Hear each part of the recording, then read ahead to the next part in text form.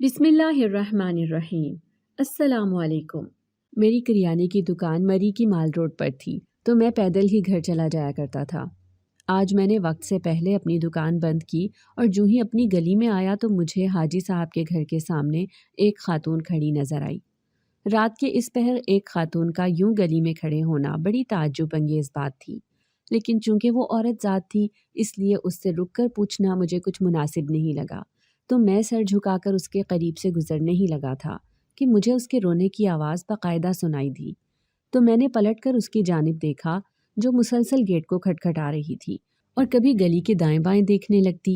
मुझ पर अभी तक उसकी निगाह नहीं पड़ी थी, लेकिन जो ही मैंने उसे पुकारा वो मेरी तरफ मुड़ी और फिर एक दो कदम मजीद गेट के साथ लगकर खड़ी हो गई। वो अपने आंसुओं पर काबू पाने की कोशिश कर रही थी, कम से कम मुझे ऐसा ही लग रहा था। मैं कुछ परेशान सा हुआ कि खुदा खैर करे, उनके घर की औरत इस तरह से रात के वक्त गेट पर क्यों खड़ी है। मैं थोड़ा रुक गया और ये इंतज़ार करने लगा कि ये खातून मेरी तरफ मुड़े तो मैं उससे पूछूं, लेकिन वो तो गेट की तरफ मुँह करके बिल्कुल गेट के साथ ही चिपक कर खड़ी हो गई। बीबी सुनिए। जब मुझसे रहा ना गया तो मैंने उसे पुकारा। मेरी आवाज़ जो ही उसके कान में पड़ी तो वो एकदम से जैसे डर गई और फिर साथ ही उसने दरवाजे पर धड़ाधड़ दस्तक भी देनी शुरू कर दी। तो मैं एक साइड पर होकर खड़ा हो गया कि अगर दरवाज़ा खुले तो मैं नज़र ना आऊं। न जाने क्यों इस सूरत हाल में मुझे अपने घर जाना कुछ अच्छा ना लगा। मैं भी जवान बेटियों का बाप था और ये लड़की भी जो दरवाजे के बाहर खड़ी थी जवान जहान लगती थी। एक पतले से दुपट्टे में उसके जिस्मानी नशेबो फराज चीख चीख कर उसके हुस्न की दलील दे रहे थे। मेरा दिल ना माना कि मैं उसे इस तरह से तने तनहा छोड़कर अपने घर चला जाऊं।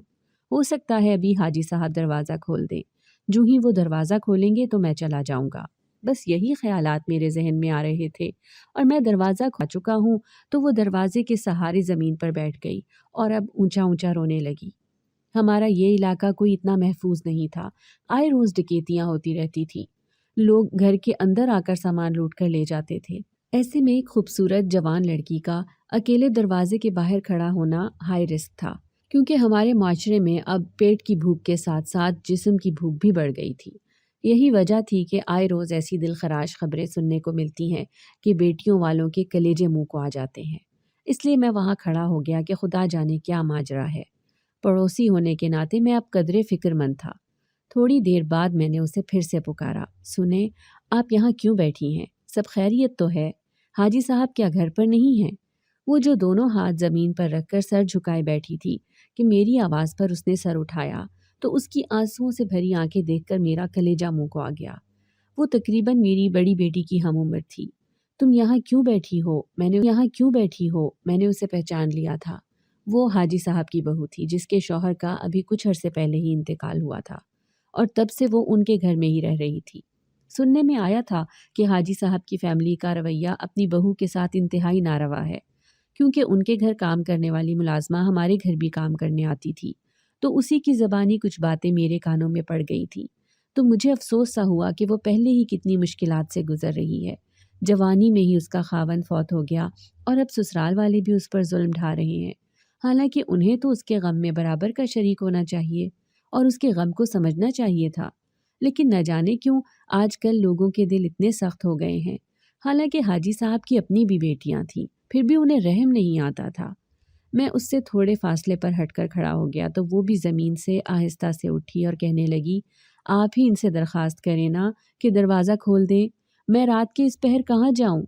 मेरे तो माँ बाप भी नहीं हैं कि कहाँ जाऊँ मेरे तो माँ बाप भी नहीं हैं कि मैं उनके दरवाजे पर दस्तक दूँ। वो बेबसी की इंतहा पर मुझसे इल्तिजा कर रही थी। उसने अपनी चादर के एक कोने से अपना चेहरा छुपा रखा था। तो मैं बगैर कुछ कहे सर हिलाते हुए गेट के पास गया और ज़ोर ज़ोर से बेल बजाने लगा और साथ ही साथ दरवाजे पर भी दस्तक देने लगा। फिर मैंने मोबाइल से हाजी साहब का नंबर मिलाया तो थोड़ी देर बाद हाजी साहब ने कॉल उठा ली। तो मैंने उनसे इंतहाई आजिज़ाना अंदाज में कहा कि मुझे आपसे मिलना है, मैं आपके गेट पर खड़ा हूँ। तो हाजी साहब ने कुछ देर सोचने के बाद जवाब दिया कि भाई मैं तो घर पर नहीं हूँ, शहर से बाहर आया हुआ हूँ। तो मैं उनके लहजे से समझ गया कि वो मुझसे मिलना नहीं चाहते। तो मैंने बगैर लगी लिपटी रखे उनसे कहा कि मैं अभी आपके घर के पास से गुजर रहा हूँ और आपकी बहू गेट पर खड़ी रो रही है। आप तो जानते हैं आजकल हालात कैसे हैं, بہتر ہوگا کہ اسے اندر لے جائیں اور آپ لوگوں کے جو بھی معاملات ہیں انہیں بیٹھ کر سلجھا لیں۔ تو حاجی صاحب فوراً ہتھے سے اکھجے میں بولے، آپ کو ہمارے معاملات میں بولنے کی ضرورت نہیں ہے، وہ باہر کھڑی ہے تو اپنے کرتوتوں کی وجہ سے کھڑی ہے۔ میں ان کے لب و لہجے پر پریشان سا ہو گیا کہ یہ شخص جو خود بیٹیوں والا ہے کیوں کر کسی کی بیٹی پر اتنا ظلم کر سکتا ہے کہ جس کے سر پر ماں باپ کا سایہ بھی نہیں اور نہ کوئی بہن بھائی ہے کہ اس مشکل وقت میں وہ وہاں جا کر اپنا سر چھپا لے۔ میں مزید ان سے درخواست کرنے والے انداز میں کچھ کہنا چاہتا تھا کہ کھٹک سے انہوں نے میری بات کاٹتے ہوئے فوراً کال بند کر دی۔ میں جان گیا کہ وہ مجھ سے مزید اس موضوع پر بات نہیں کرنا چاہتے۔ میں نے جب موبائل سے نظر ہٹا کر اس کی طرف دیکھا تو وہ بڑی امید بھری نظروں سے میری طرف دیکھ رہی تھی۔ کیا کہا انہوں نے؟ تو میں نے کہا، دراصل وہ گھر پر نہیں ہیں۔ جھوٹ بولتے ہیں وہ گھر پر ہی ہیں۔ جس وقت یہ سب گھر والے مجھے باہر نکال رہے تھے تو وہ وہیں موجود تھے، حالانکہ انہوں نے میرے باپ کو زبان دی تھی کہ وہ میرا خیال اپنی بیٹیوں کی طرح ہی رکھیں گے۔ یہ خیال رکھا ہے انہوں نے دن کو نکالنے کے بجائے رات کے اس وقت نکالا ہے کہ کوئی ان کا ظلم نہ دیکھ سکے۔ تو میں نے اس کے سر پر ہاتھ رکھتے ہوئے کہا، تم پریشان نہ ہو، مجھے یہ بتاؤ کہ تمہارا کوئی بھائی رشتہ دار اس شہر میں رہتا ہے تو میں تمہیں وہاں چھوڑ آتا ہوں۔ تو وہ بے بسی سے اپنا ہونٹ دانتوں سے کاٹتے ہوئے میری طرف دیکھنے لگی۔ نہ تو میرا کوئی بہن بھائی ہے اور نہ ہی میں کسی رشتہ دار کو جانتی ہوں۔ میری شادی ہوتے ہی امی ابا کی ڈیتھ ہو گئی تھی۔ بس اب میں بھری دنیا میں اکیلی ہوں۔ وہ پھر سے اپنے آنسو ضبط کرتے ہوئے رو پڑی تو میرا دل بھی دکھ سے بھر گیا۔ آپ مجھے کسی یتیم خانے چھوڑ آئیں، وہ ملتجی لہجے میں بولی۔ میں راستہ نہیں جانتی ورنہ میں خود چلی جاتی اور آپ کو تکلیف نہ دیتی۔ اس کی بات سن کر میرا دل رونے لگا اور ایک دم دل میں خیال آیا کہ اللہ کسی کو اتنا بھی تنہا نہ کرے، خاص کر کسی کی بیٹی، اور نہ ہی کسی کی بیٹی اتنی بدقسمت ہو کہ اس کا پالا ایسے کم ظرفوں سے پڑے جن کا انسانیت سے دور دور کا واسطہ نہیں ہوتا۔ میں نے اسے آہستہ سے کہا کہ میں ایسے کسی ادارے کو نہیں جانتا ورنہ آپ کو وہاں چھوڑ آتا۔ میری بات سن کر وہ بے حد مایوس ہو گئی اور مجھے سمجھ نہیں آ رہی تھی کہ میں اسے کیا کہوں۔ اس سردی کی رات میں یوں تنے تنہا دروازے کے آگے کھڑے ہونا، وہ بھی ایک جوان جہان لڑکی کے لیے خطرے سے خالی نہیں تھا۔ تو میں نے ایک حتمی فیصلہ کرتے ہوئے اس سے کہا کہ اگر تم چاہو تو میرے ساتھ میرے گھر جا سکتی ہو، میں خود بھی بیٹیوں والا ہوں اور اس وقت میری بیٹیاں گھر پر ہیں، آپ ان کے ساتھ چل کر رہیں، پھر کچھ سوچتے ہیں۔ میں کل حاجی صاحب سے ملوں گا اور ان سے بات کروں گا، شاید ان کے دل میں کوئی احساس پیدا ہو جائے۔ اس وقت تمہارا یہاں کھڑا ہونا مناسب نہیں ہے، بہتر ہے کہ تم میرے ساتھ چلو۔ میری بات سن کر وہ خاموش ہو گئی تو مجھے لگا کہ وہ میرے ساتھ جانے پر رضامند نہیں ہے اور کشمکش کا شکار ہے۔ تو میں جانے کے لیے مڑا اور تھوڑی دور جانے کے بعد پلٹ کر دیکھا تو وہ میرے پیچھے ہی آ رہی تھی۔ میں نے شکر کا سانس لیا کہ اگر وہ میرے ساتھ نہ جاتی تو پھر میں نے سوچ لیا تھا کہ میں اس کو ایسے اکیلے تو نہیں چھوڑ سکتا۔ گھر سے اپنی بیٹی کو لے کر آؤں گا، شاید اسے دیکھ کر اس لڑکی کو مجھ پر یقین آ جائے اور پھر وہ میرے ساتھ میرے گھر آئے۔ لیکن شاید وہ مجبوری کی انتہا پر تھی کہ اس نے بغیر انتظار کیے مجھ پر بھروسہ کرتے ہوئے میرے ساتھ چلی آئی۔ میں نے دل ہی دل میں اللہ سے دعا کی کہ خدایا، یہ ایک بہت بڑی ذمہ داری میرے سر پر ہے، مجھے اس ذمہ داری سے خوش اسلوبی کے ساتھ نپٹنے کی توفیق عطا کرنا۔ یتیم بچی ہے، میرے گھر میں کوئی ایسا تکلیف دہ معاملہ نہ ہو کہ مجھے تیری عدالت میں شرمندہ ہونا پڑے۔ میں دل ہی دل میں دعا کرتا ہوا اپنے گھر پہنچا اور دروازے پر دستک دینے لگا تو میرے داماد نے دروازہ کھولا۔ جانے کیوں اسے دیکھ کر میرے منہ میں کڑواہٹ سی گھل گئی، لیکن میں خاموشی سے اندر داخل ہوا۔ مجھے دیکھ کر وہ ایک سائڈ پر کھڑا ہو گیا، لیکن جو ہی نازیہ اندر آئی تو وہ ایک دم اس کے سامنے آ کھڑا ہوا۔ مجھے اس کی یہ حرکت بہت بری لگی تو میں نے گرج کر اس سے کہا، بازو سے پکڑ کر ایک طرف کیا تو وہ جھنجھلاتے ہوئے بولا، یہ کون ہے؟ مجھے اس کا یہ سوال بہت ہی برا لگا۔ اس کا حق نہیں بنتا تھا کہ وہ مجھ سے اس طرح کے سوال جواب کرتا، لیکن ظاہر ہے داماد تھا، اگر اسے سخت بات کرتا تو ہو سکتا ہے وہ میری بیٹی کو تنگ کرے، اس لیے میں اکثر ضبط کا مظاہرہ کرتا رہتا تھا۔ اسے ایک طرف ہٹا کر میں نے نازیہ سے کہا، آؤ نازیہ اندر آ جاؤ۔ تو نازیہ جھجکتی ہوئی میرے بالکل ساتھ آ کر کھڑی ہو گئی۔ میں نے دروازہ بند کیا اور اسے لے کر بیٹیوں کے روم کی طرف بڑھا تو میرا داماد بھی میرے پیچھے پیچھے آنے لگا۔ ارے انکل بتائیں نا، یہ کس کو لے کر آئے ہیں؟ کون ہے یہ محترمہ؟ وہ اچک اچک کر ہمارے ساتھ چلنے لگا اور اس کی حتی الامکان کوشش یہ تھی کہ کسی طرح وہ نازیہ کا چہرہ دیکھ لے، حالانکہ نازیہ نے اپنے چہرے کو چھپا رکھا تھا۔ میں اس کی بات کو اگنور کرتا ہوا نازیہ کو لے کر اپنی بیٹیوں کے پاس گیا تو وہ سب نازیہ کو دیکھ کر حیران ہو گئیں۔ میں نے انہیں بتایا کہ یہ سامنے حاجی صاحب کی بہو نازیہ ہے، اس کی اپنے ہی کمرے میں سونے کی جگہ بناؤ اور کھانے کا پوچھو۔ میں جو ہی باہر نکلا تو میری بیٹیاں بھی میرے ساتھ ہی باہر آ گئیں اور سرگوشی میں بولی، ابا جی یہ کس کو اٹھا کر لے آئے ہیں؟ نہ جان پہچان خالہ جی سلام۔ تو میں نے کہا کہ اس کے سامنے دوبارہ یہ بات کرنا کسی اذیت سے کم نہ ہوگا، اسی لیے میں نے تم لوگوں کو مختصراً اس کے سامنے یہی کہا ہے کہ اس کا خیال رکھنا۔ ہم کیوں خیال رکھیں ابا جی؟ میں نے جب اپنی بیٹیوں کا تذبذب دیکھا تو کہا کہ دراصل جب میں گھر آ رہا تھا تو یہ اپنے دروازے کے آگے کھڑی تھی، اس کے سسرال والوں نے اسے نکال دیا ہے۔ مجھے اچھا نہیں لگتا کہ میں اس لڑکی کے سامنے یہ بات دوبارہ سے دہرا کر اسے شرمندہ کروں۔ یہ بات شرمندگی سے بھی زیادہ اذیت ناک ہے کہ کوئی آپ کو آپ کے گھر سے رات کے اس پہر نکال دے۔ میں خود بھی بیٹیوں والا ہوں، لہٰذا مجھے یہ چیز انتہائی تکلیف دے لگی اور میں اسے گھر لے آیا۔ لیکن ابا جی کیا ضرورت تھی اس کو گھر لانے کی؟ ان کی بہو ہے، وہ جو چاہیں اس کے ساتھ کرے۔ وہ تو اس کے ساتھ جو چاہے کر بیٹھے ہیں۔ رات کے اس پہر نکال کر انہوں نے اپنی عزت کا خود ہی جنازہ نکال دیا ہے۔ لیکن محلے دار ہونے کے ناطے کچھ فرض ہمارا بھی تو بنتا ہے نا، کہ اگر محلے میں کوئی تکلیف میں ہو تو ہم اس کا ساتھ دیں۔ تو کیا اس کا خاوند نہیں ہے؟ میرا داماد انتہائی دلچسپی سے بولا۔ تو میں نے اسے گھور کر دیکھا اور کہا کہ یہ بیوہ ہے، اس کا خاوند کچھ عرصے پہلے ہی فوت ہو گیا۔ پھر میں اپنی بیٹیوں کی طرف مڑا اور ان سے کہا کہ جب تک یہ ادھر ہے کوشش کرنا کہ اسے کوئی تکلیف نہ ہو۔ مہمان اللہ کی رحمت ہوتے ہیں، اور خاص طور پر ایسا مہمان جو انتہائی تکلیف دہ حالت میں آپ کے دروازے پر آیا ہو، تو ان کا خیال رکھنا کسی ثواب سے کم نہیں۔ خدا جانے میری بیٹیاں میری بات سمجھی تھیں یا نہیں، لیکن انہوں نے مزید مجھ سے کوئی سوال نہیں کیا۔ لیکن میرا داماد بہت کچھ جاننے کے لیے ابھی منہ کھولنا ہی چاہ رہا تھا کہ میں نے ہاتھ کے اشارے سے اسے روک دیا اور خود کمرے میں چلا گیا اور سگریٹ سلگا لایا کہ نہ جانے غریب کو کسی نے کھانا بھی دیا ہے یا نہیں۔ تو میں کچن میں آیا جہاں میرا داماد گرم گرم روٹی کے پھلکے مزے لے لے کر کھا رہا تھا۔ اسے دیکھ کر میرا پارا ہائی ہونے لگا، نہ کام کا نہ کاج کا، بس دشمن اناج کا۔ اسے دیکھ کر بس فقط ایک ہی جملہ میرے ذہن میں آیا، لیکن میں نے اپنے اس خیال کو جھٹکا اور بیٹی سے پوچھا کہ تم نے نازیہ کو کھانا دیا ہے یا نہیں؟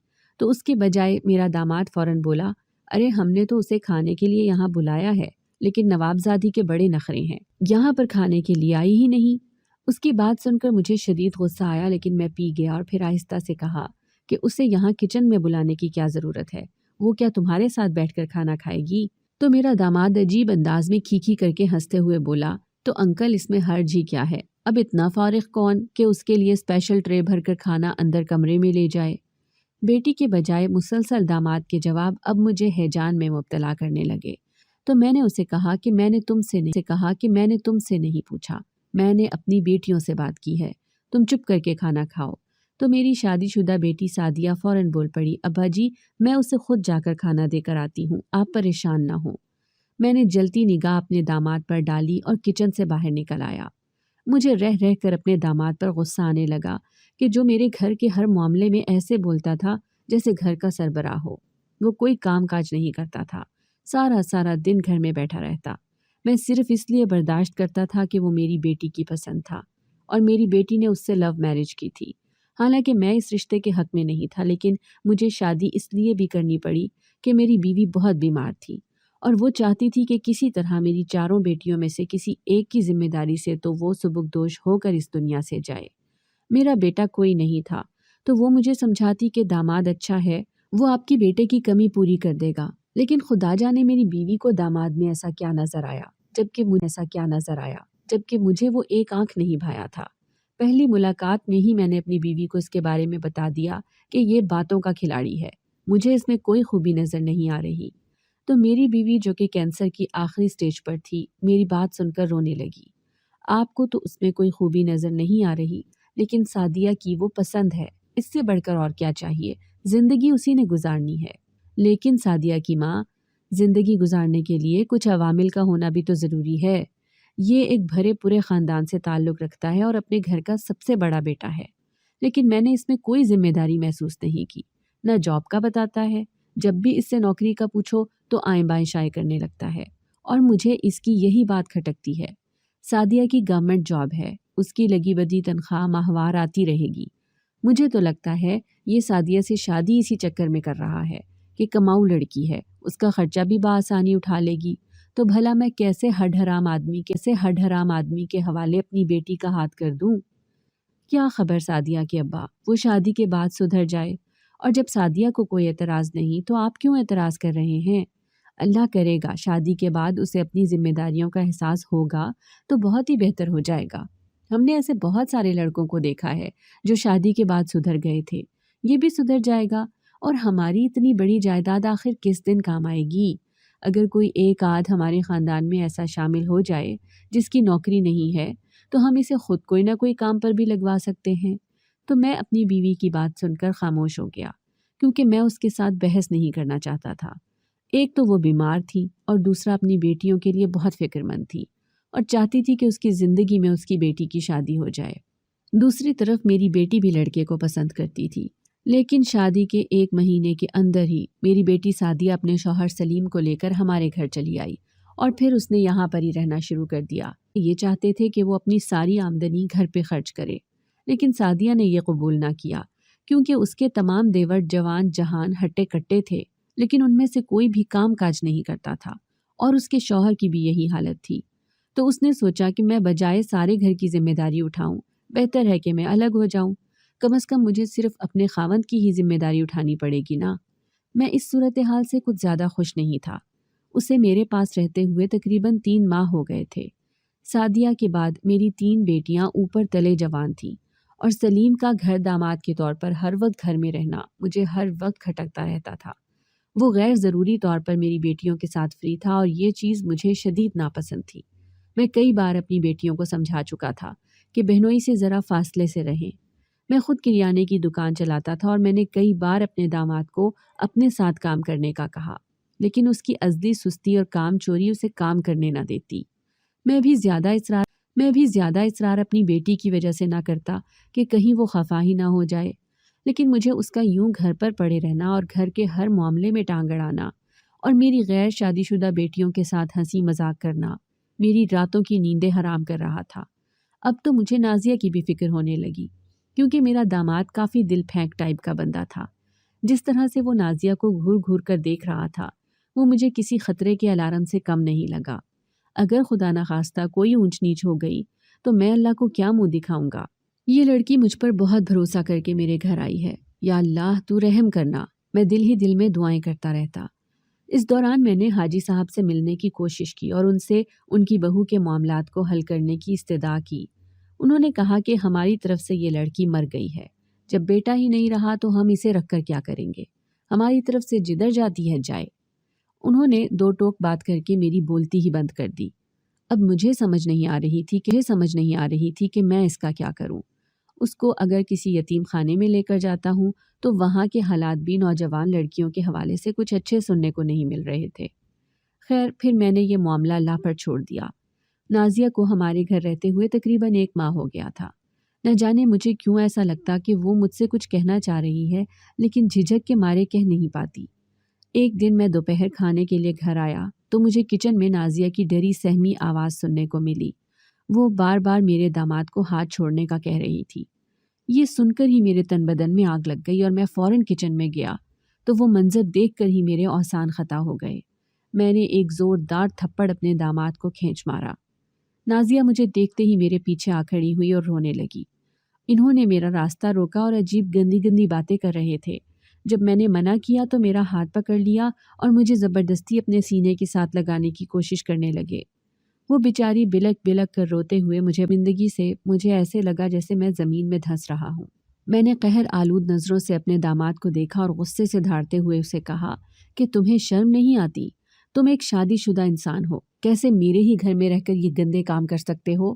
تو اس نے انتہائی بے شرمی سے کہا، آپ نے اسے گھر میں کس حیثیت سے رکھا ہوا ہے؟ آپ خود تو اپنی آنکھیں اس کے گرم بدن سے سینکتے رہتے ہیں، ہم نے ہاتھ پکڑ لیا تو آپ کو برا لگا؟ اس کی بات سن کر میں اتنا مشتعل ہوا کہ میں نے اس کا گریبان پکڑ لیا، لیکن وہ اپنا گریبان چھڑاتے ہوئے بکتا جھکتا کچن میں سے چلا گیا۔ لیکن میرا سر تو ندامت میں جھک سا گیا۔ اچانک مجھے نازیہ کی آواز سنائی دی۔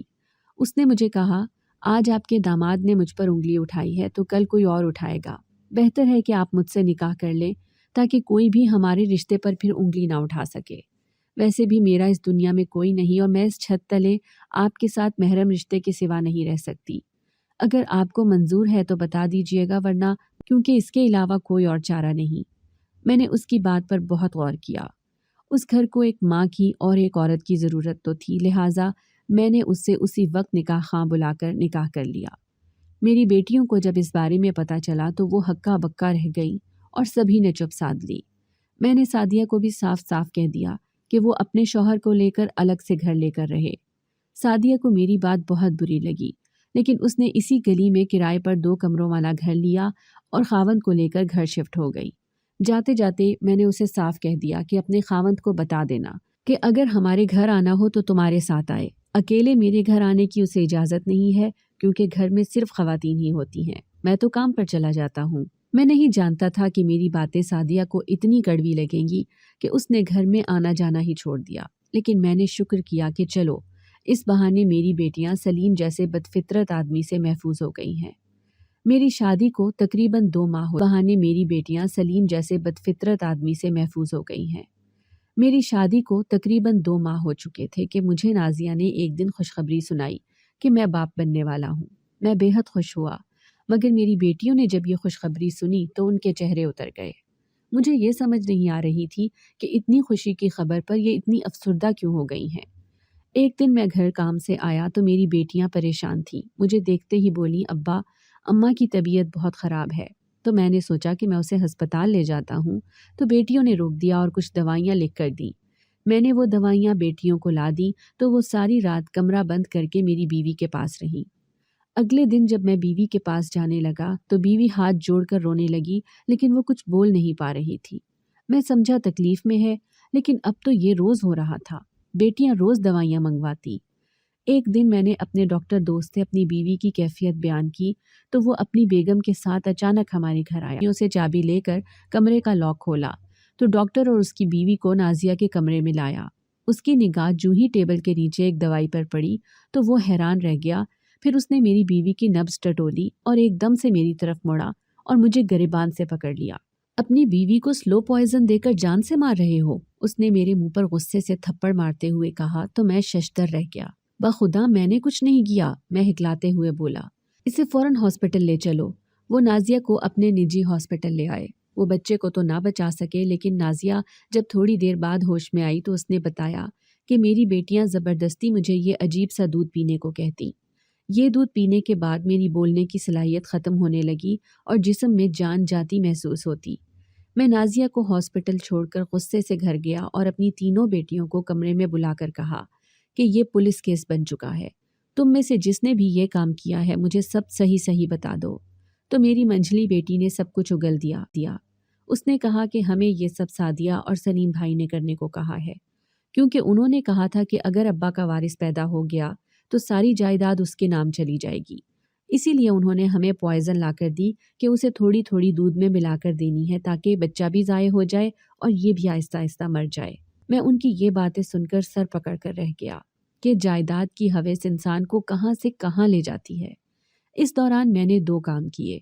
نازیہ جب ٹھیک ہو گئی تو میں ہاسپٹل سے اسے الگ گھر میں لے جا کر رکھا۔ دوسری طرف میں نے رشتے کرانے والی سے اپنی تینوں بیٹیوں کے لیے رشتے ڈھونڈنے کو کہا اور یوں 5 ماہ کے اندر تینوں بیٹیوں کی شادیاں اوپر تلے کر کے فارغ ہو گیا۔ ساتھ ہی ساتھ میں نے اپنی 4 بیٹیوں کو جائیداد میں جو ان کا حصہ بنتا تھا وہ بھی دے دلا کر فارغ کر دیا۔ پھر میں اپنی بیوی نازیہ کو لے کر دوسرے شہر چلا گیا، جہاں اب وہ پھر سے امید سے ہے۔